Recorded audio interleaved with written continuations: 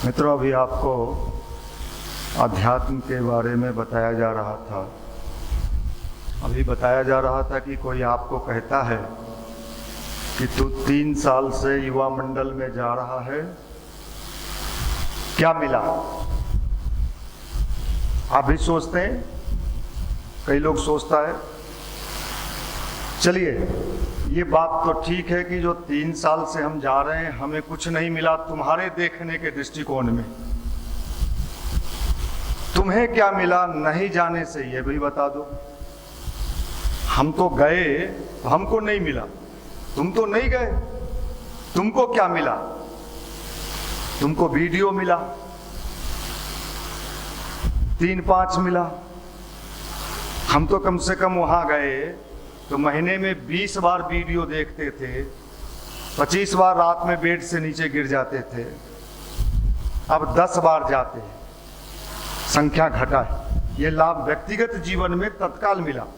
चलो, भगवान कहाँ है, नौकरी कब मिलेगा, ये सेकेंडरी मामला है।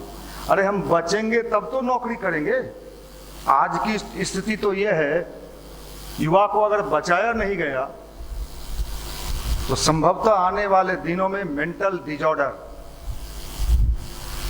मानसिक रूप से विक्षिप्त युवा रोड पर टहलते मिलते, मुखिया जी के साथ घूमते, जिंदाबाद जिंदाबाद करते दिखाई पड़ेंगे। मैं पिछले लेक्चर में भी कहा कि साहब, आज का युवा बस उसको अगर दिन का कहीं खाना खिला दीजिए, इस नाम पर 5-6 घंटा आपके साथ जिंदाबाद करने को तैयार है। अभी आप गांव में चलिए, मुखिया का चुनाव हो रहा है, कुछ नहीं, दिन में कहीं एक जगह खाना का बढ़िया मुर्गा भात, मछली भात, 7-8 घंटा युवा आपके साथ जिंदाबाद जिंदाबाद। फिर दूसरा का मुखिया जो खड़ा है उसी गांव में, वो कहा शाम में मेरे यहाँ है, तो वो पूछेगा आपका रैली कब निकलने वाला है, उसके यहाँ भी चला जाए। इसको ठीक करना होगा। ये जो हम लोग यहाँ कार्यक्रम चला रहे हैं, इसके पीछे है युवा जागरण। युवा को जगाइए। वो अभी सोया हुआ है, उसको पता नहीं है कि वो कौन है, उसको जानकारी नहीं है। वो तो सोचता है बस ऐसे ही हमको जन्म लिए, बड़ हुए, दाढ़ी मोछ निकला, कोचिंग में एडमिशन लिए, नौकरी की तैयारी कर रहे हैं, नौकरी मिल जाएगा तो शादी होगा, और शादी होगा तो फिर आएगा, फिर हम खिलाएंगे, फिर हम भी चले जाएंगे। बस इतने ही दूर तक युवा आज सोच रहा है, इससे ज़्यादा नहीं सोच रहा है। अगर एक युवा चाहे तो जीवन में क्या नहीं कर सकता है। हजारों लोगों का दिशा बदल सकता है, हजारों लोगों का जीवन बदल सकता है, हजारों लोगों का चिंतन बदल सकता है। ये काम युवा प्रकोष्ठ कर रहा है। ये साधारण काम नहीं है। युवा को बदलना, युवा को सही राह दिखाना, मतलब बंजर भूमि में खेती करना, ये साधारण काम नहीं। लेकिन हम लोग भी साधारण थोड़े हैं। आपको साधारण लगते हैं, शरीर से साधारण होंगे, चेहरा से साधारण होंगे, लेकिन भीतर वाला जो सोल है वो साधारण नहीं है, बड़ा पावर वाला है। क्योंकि जिस पावर हाउस से हम लोग जुड़े हैं वो बड़ा पावर हाउस है, वो ललकारता है। ललकार, आपको आश्चर्य होगा। ये पावर, ये शक्ति, ये ताकत, ये भगवान की ताकत। भगवान से सब मांगते रहते हैं दिन रात, दे दीजिए दे दीजिए। लेकिन इन दिनों भगवान ने अपना खाता बही थोड़ा बंद कर लिया है। वो भी टटोल के देना चाहते हैं। तुमको देंगे तो तुम क्या करोगे? भारत के सीमा पर सेना युद्ध के लिए मोर्चे पर खड़ा है ना, ड्यूटी में, उसको लेटेस्ट टेक्नोलॉजी का मशीन मिला हुआ है, राइफल या जो भी है मिला हुआ है। किस लिए मिला है? उस सेना को जो मिला है किस लिए? देश के सुरक्षा के लिए। अगर सेना ये कहे हम इसको घर ले जाना चाहते हैं, बगल वाला को दिखाएंगे, ये परमिशन मिलेगा क्या? ये परमिशन मिलेगा?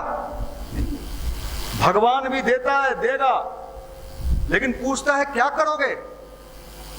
पूछता है क्या करोगे? और भगवान जब परख लेता है तो वो देता है, आपको बोलने की ताकत दे देगा। देखिए, हमारे यहाँ बहुत सारे यहाँ भाई बैठे हैं जिनको तुतलाने भी नहीं आता था। अगर माइक पर शुरुआती दिन का ये लोग अपना आंख बंद करके ध्यान करें, जो भी भाई अभी यहाँ से भाषण दिए हैं, और कहिए कि शुरुआत दिन को याद किए, जब पहला दिन, दूसरा दिन, तीसरा दिन, 4 संडे युवा मंडल में आए थे। आज देखिए साहब क्या बात है, कहां कहां से उपमा ले आया गया, तेल ले आया गया, बत्ती ले आया गया, रोशनी ले आया गया, नारद जी को बुला लिया गया, सब आ गया। भगवान देता है। हम ही लोग को देखिए, बोलने नहीं आता, भगवान दिया। क्यों दिया? इसलिए दिया, इसका उद्देश्य तुम्हारे वाणी में ताकत दे रहे हैं कि तुम दूसरे को सही दिशा दिखाओ। ये भगवान का काम। भगवान आपको भी देगा, आपको भी देगा। भगवान देने में कोताही नहीं करता है, लेकिन फ्री में नहीं मिलता है भगवान के यहाँ, फ्री में नहीं मिलता। फ्री में अगर आपसे कोई मांगता है, तो ट्रेन में जाते हैं, ए बउआ, तो आप क्या करते हो? कोई मांगा तो आप क्या करते हो? ईमानदारी से क्या करते हो? सिक्का है रे, नोट नहीं, क्या सिक्का तो हाथ आना, 1 रुपया लीजिए माता जी, लीजिए, लो, चल बढ़ आ गया। वो अगर दोबारा मांग दे तो हो सकता है उसके हाथ से वो छीन लीजिएगा आप। क्यों? मांगने से नहीं मिलता। और भगवान कहता है, गुरुदेव कहते हैं, बेटा मेरा साझीदार बन जाओ, मेरा साझीदार बन जाओ। हमने एक फैक्ट्री लगाई है। लोगों ने पूछा फैक्ट्री किस चीज का? साबुन बनाने का, तेल बनाने का, शैम्पू बनाने का, किस चीज का फैक्ट्री? उनका बेटा हमने एक ऐसी फैक्ट्री बनाई है जो मानव निर्माण करेगा, मनुष्य का निर्माण करेगा, और इसकी फैक्ट्री से निकला हुआ व्यक्ति पूरी दुनिया को रोशनी देगा। ये युवा मंडल गुरुदेव का क्या है? भगवान का क्या है? फैक्ट्री है। अभी कल रात में मैं बैठा था, एक फोन आया मेरे मोबाइल पे, भैया प्रणाम। मैंने कहा प्रणाम भाई, कहाँ से? नहीं पहचाने, नंबर सेव रहे तब तो पहचाने। भैया मैं IIT कानपुर के प्रोफेसर राजेश बोल रहा हूँ। हम कहे हाँ राजेश जी, अरे आपका नंबर बदल गया कि नहीं? भैया वो तो USA में थे तब का नंबर है, ये आज का नंबर। अब ये बताइए कि इसी युवा मंडल में मुझे याद है जो अभी IIT कानपुर का प्रोफेसर है, आप IIT में चले जाओ तो कितने लोग लड्डू लेके आपके घर पर आते हैं। अगर नहीं भी खाने का मन है उस दिन तो आपको ठेलेगा, मैं देखते खाओ ना, है ना? इतने में ही कितना लड्डू मिल जाता है। वो आपको पढ़ाने वाला प्रोफेसर इसी युवा मंडल में वो स्टॉल चलाता था रोड के किनारे, और न जाने क्या क्या करता, लोग उसका उपहास उड़ाते थे, मजाक उड़ाते थे। आज वो IIT USA से लौट के आया है और अभी IIT कानपुर का प्रोफेसर है। मैं ये बात कहना चाहता हूं कि साहब देखो, भगवान तो देता है, लेकिन देने के पहले कितना मजाक उड़वाता है। अब बताइए, रोड के किनारे किताब का स्टॉल लगाया और वो लड़का कहे कि हम IIT कम्पीट करेंगे, तो लोग उसको क्या कहेगा? या तो जरा पागल हो गया, ये दिमाग खराब हो गया। लेकिन बन गया, उससे बन गया वो। ये भगवान देता है, लेकिन देने के पहले क्या करता है? क्या करता है? लाओ, क्या दें? जींस लाओ। जींस तो नंगे हो जाएंगे, हो जाओ। भगवान पहले आपको नंगा कर देता है, जो सब है सब दे दो। ये भगवान का बड़ा विचित्र स्थिति है। पहले सारा चीज ले लेता है, मान सम्मान इज्जत प्रतिष्ठा, नहीं हम लोग से भी ले लिया था। अब आप बताओ, मैं मजाक में नहीं कह रहा, आप बताइए साहब, रोड पर उतर के, आज तो बहुत बड़ा भीड़ है आपके साथ, भाई लोग नुक्कड़ सभा करते हैं, माइक बुक है, टीम है, बैनर है। आप कल्पना करिए, जिस जमाने में ना माइक था ना बैनर था, रोड पर उतर के गुरुदेव का किताब लेके बेचते थे हम लोग, लीजिए। लोग हम लोगों को तो शर्ट बाहर आता था, लोग सोचता था कि ये किताब बेचने वाला है। कोई रिश्तेदार नातेदार देख ले तो क्या कहे। मुझे याद है, हमारे ही भाई थे एक बेगूसराय के, हमारे साथ जाने लगे, 2-4 संडे गए, 4 संडे के बाद कहे कि चूंकि स्टेशन के कोना पर करते थे, भैया ये बंद कर दीजिए। हम क्यों भाई? सारा बिहार का लोग इसी होके आता जाता है, कोई देख लिया हमारे एरिया का लोग, शादी ब्याह मुश्किल हो जाएगा साहब। लड़का क्या करता है? तो स्टेशन पर किताब बेचता है। वो अजय नाम का लड़का आज बेगूसराय में गवर्नमेंट स्कूल में प्रिंसिपल है, और आज भी उसी तत्परता से भगवान का काम कर रहा है। लिया भगवान लेता है, लाओ। इज्जत है? हाँ इज्जत है, थोड़ा सा है, थोड़ा सा। ला बेइज्जत हो जाए, हाँ हो जा, गाली सुनना पड़ेगा, गाली। तो आजादी के समय लोगों ने गोली खाई, खाई कि नहीं खाई, डंडा खाया। अरे भैया, भगवान के काम में अगर किसी ने तुमको गाली दे दिया, यही तो है, यही तो है, ये समझने की बात। आप क्या कहते हो, आप यहां सीखने क्या आए हो? भैया वो गायत्री मंत्र जो करते हैं ना, उसको बीच वाले को जोर से करें कि हल्का से करें? लुच्चा का। अच्छा भैया, ओम को पहले लगाएं कि बाद में लगा देंगे? अभी कल एक लड़का मिला, सब मैं बिल्कुल, हम निशान जी जैसे विद्वान नहीं है और इन लोग जैसे भी नहीं है, हम तो साधारण लोग हैं। कल एक लड़का मिला रोड पर। देखिए हमारे यहाँ एक भाई शशांक जी बैठे हैं, ये डॉक्टर हैं, पीएमसीएच से निकले। लंबे समय तक ये एक साइकिल से चलते थे, क्या जाने आज वो साइकिल है या नहीं है, मतलब हमको लगता है बहुत ही खटारा साइकिल था। और लंबे समय कंकरबाग बाल संस्कार शाला में चार साल, कितना साल, 5 साल, कितना साल आप समय दिए कंकरबाग में? 8 साल, 8 साल, 8 साल कोई कंकरबाग फुटपाथ पर बच्चों को पढ़ाने का काम करे और वो मेडिकल कंप्लीट करके एमबीबीएस डॉक्टर बन जाए। साहब देखो, भगवान पे। कल एक लड़का मुझे मिला, भैया आजकल तो विक्षिप्त सब घूमते रहता है, खासकर कोरोना के बाद विक्षिप्त होने का बढ़ गया है। भैया आपसे मिलना था। हम रोड बोल मिलना था, कह दिया। एकदम मन बेचैन रहता है, अच्छा, और थोड़ा गलत गलत बात भी मन में आते रहता है। युवा मंडल में आता है, हाँ भैया आते हैं, हर रविवार को सबसे पहले आगे आके बैठ जाते हैं। वहां जो बताया जाता है उसको करता है 20 मिनट।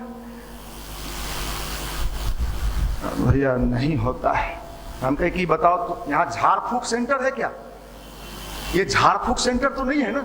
जो विधि तुमको बताया जाता है कि ध्यान करो, गायत्री मंत्र करो, करते नहीं हो। हमसे क्या चाहते हो? तुमको झाड़ें, लाओ झाड़ देते हैं।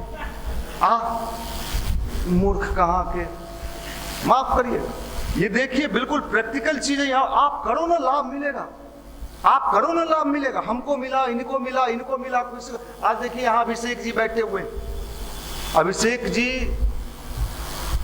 कौन बाल संस्कार शाला था? मुसल्लापुर बाल संस्कार शाला।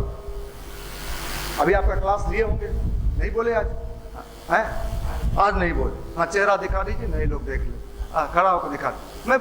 मैं इसलिए कहा, आप लोग बिना प्रैक्टिकल देखे मानोगे नहीं, क्योंकि आप लोलपपुआ हो। बैठ जाओ। अब ये अभिषेक जी, मैंने इनको क्यों खड़ा किया?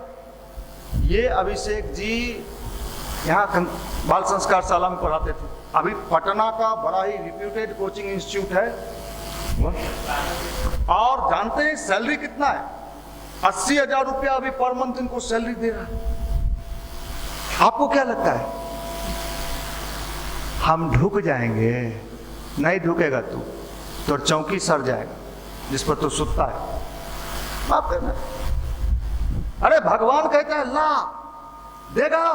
नहीं देंगे नहीं। माला बताइए ना, नीचे मूर्ति लगा हुआ है, हम चाहते हैं इसे आंख बंद करके सटका ले, ठग ले उनको। माफ करना, भगवान तो आपके भीतर को परखता है, टेस्ट करता है, सब देता है, सब देता है। यहाँ मुख्यमंत्री आए, 4 बार मेरा नाम ले लिए, 5 बार मनीष जी, मनीष जी। बाद में जो कुछ लोग था, कहा आपका तो मुख्यमंत्री जी नाम जानते हैं। क्या बात हो गए, नाम जानते हैं? जानते होंगे, हमको क्या लेना देना। माफ करना, भगवान कई रूपों में देता है, अनगिनत रूपों में देता है, लेकिन देने के पहले लेता है। सुग्रीव, ये बताइए, कोई कमजोर आदमी से दोस्ती करता है कि मजबूत आदमी से? आज के दुनिया में हर आदमी चाहता है कि हम मजबूत आदमी से दोस्ती करें।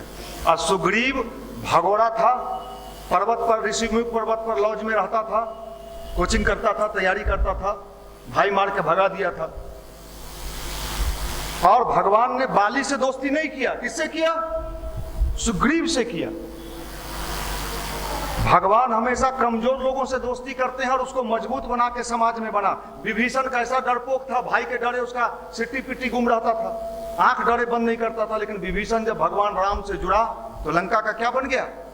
राजा बन गया। लेकिन भगवान ने पहले लिया, रिस्क कवर करवाया, विश्वास करवाया। अब विभीषण सोचता अरे भैया वो तो राम है, कहीं उधर गए, उधरों कुछ नहीं हुआ, इधर भैया है, यो मार पीट के भगा दिया, तो नहीं होता। रिस्क तो लेना पड़ता है भगवान, और भगवान के क्षेत्र में लिया गया रिस्क कभी घाटे का सौदा नहीं होता। ये समझ लीजिए, भगवान के क्षेत्र में लिया गया रिस्क कभी का, इसलिए कहा गया है ईश्वर के साथ साझेदारी हर दृष्टिकोण से मुनाफे का सौदा।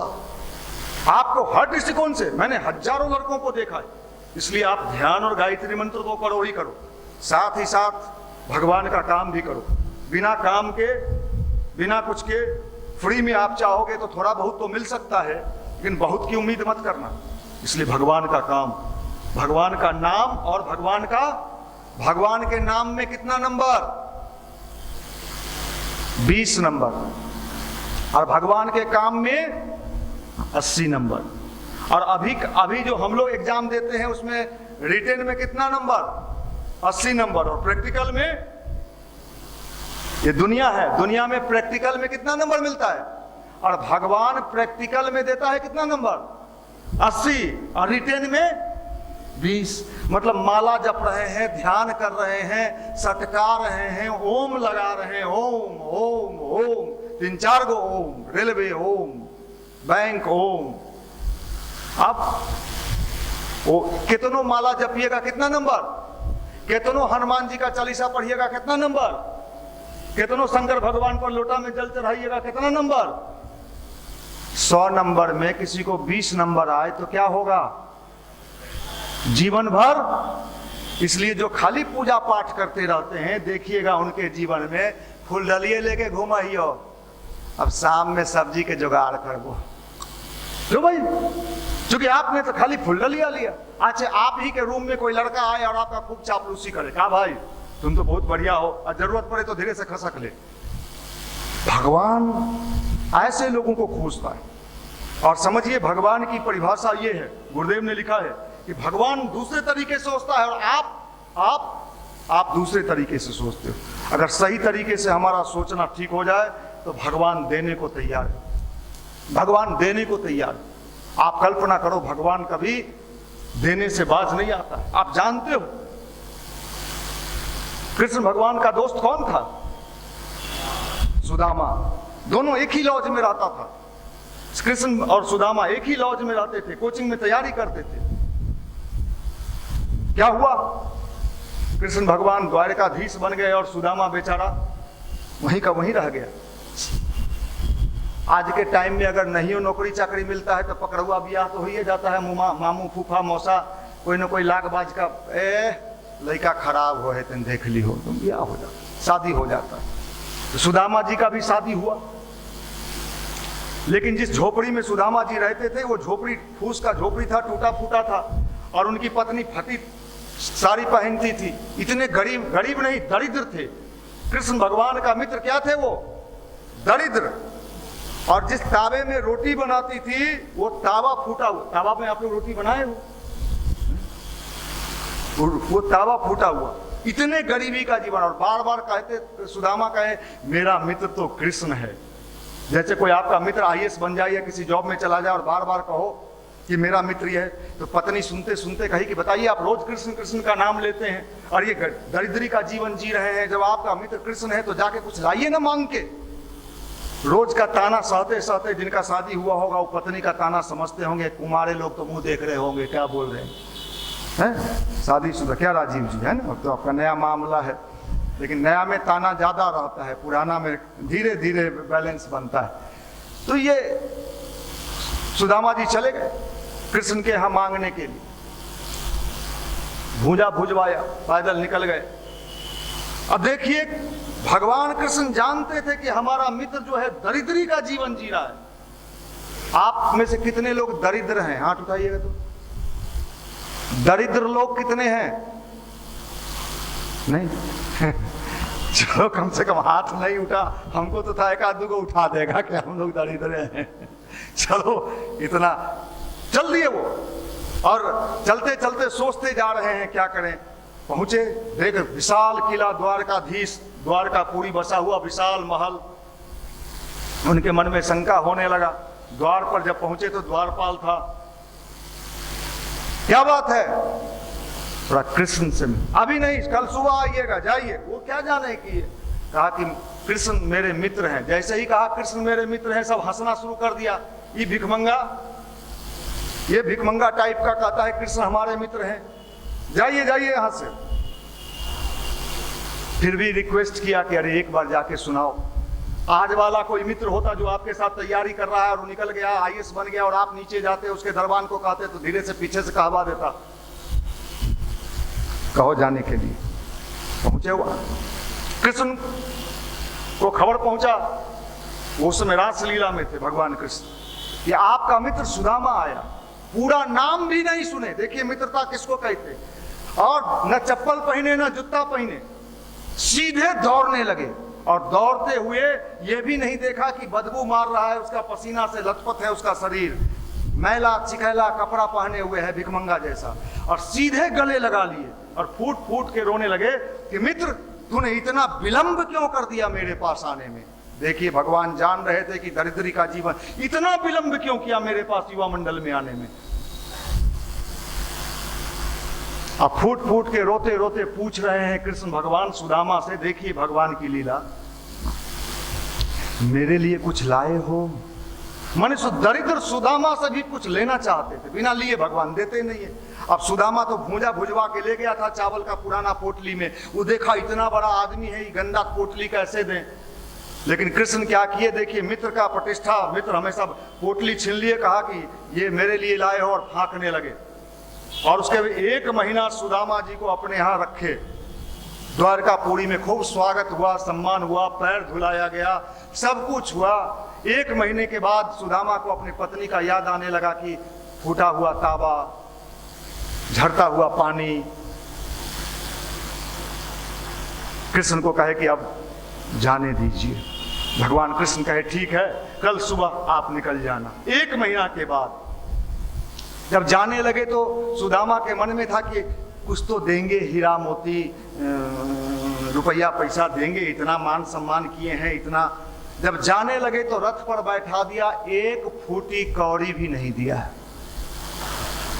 अब तो सुदामा का हार्ट बीट बढ़ा हुआ कि साहब अब पत्नी को जाके क्या कहेंगे, बड़ा भांजता था, अब क्या होगा। हार्ट बीट बढ़ा, पूरा रास्ता टेंशन में, खूब ऐसे किया, सेवा किया, दिया तो कुछ नहीं है। जब अपने घर के पास पहुंचे, देखिए भगवान की लीला, भगवान जिसको देता है उसको पता भी नहीं चलने देता है। और इंसान जिसको देगा, अगर आपने किसी को 100 रुपया भी दिया है ना, तो 10 आदमी को कहिएगा जरूरत पड़ा था तो उसको दिए थे रे, वो 10 आदमी जान जाएगा। लेकिन भगवान की लीला देख, जब वो अपने घर के पास पहुंचे, जो झोपड़ी पट्टी था, देखते हैं कि अरे झोपड़ पट्टी तो है ही नहीं, यहाँ तो महल बन गया। अब उनके मन में डर पैदा हो गया कि साहब हम इधर गए 1 महीना, कहीं म्यूनिसिपैलिटी वाला, नगर निगम वाला हमारा झोपड़ी उखाड़ तो नहीं दिया। तभी देखते हैं कि ऊपर से सजी धजी हुई रानी के पटरानी की तरह, और कई रानियां लेके आरती का थाल लेके सुदामा जी की तरफ बढ़ रही है।